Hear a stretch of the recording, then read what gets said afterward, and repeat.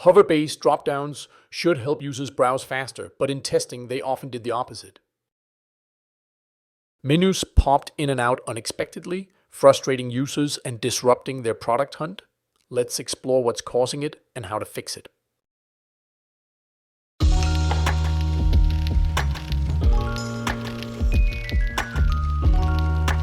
Hi, I'm Christian Holst, co-founder of Baymard Institute, and today I'm presenting guideline number 289 of Baymard's original large-scale usability test findings.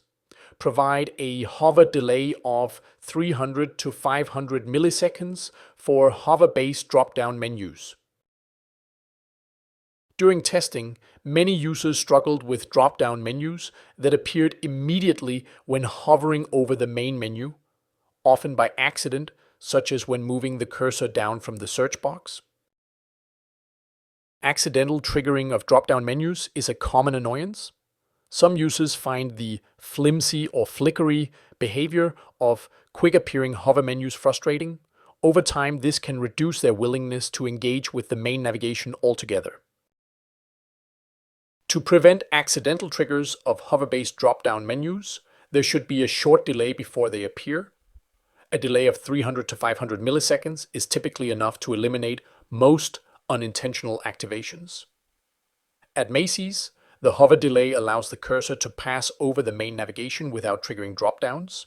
This means users can, for example, refine their search terms without being distracted by unwanted menus. At Staples, when users move the cursor diagonally to reach a subcategory like office supplies, other flyout menus such as paper or computers and accessories don't appear. This prevents distraction and makes it much easier to select the intended subcategory. Finally, accidental hovering over sibling categories, especially in vertical menus, often isn't solved by a standard 300 to 500 millisecond hover delay alone. As users move the cursor toward a subcategory, their path often crosses other menu items, unintentionally triggering them.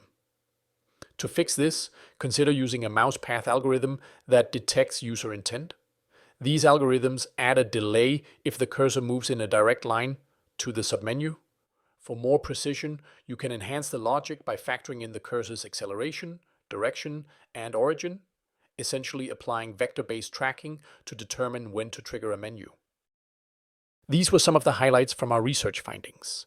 Our research catalog includes over 40 homepage guidelines with detailed insights on optimizing your main navigation.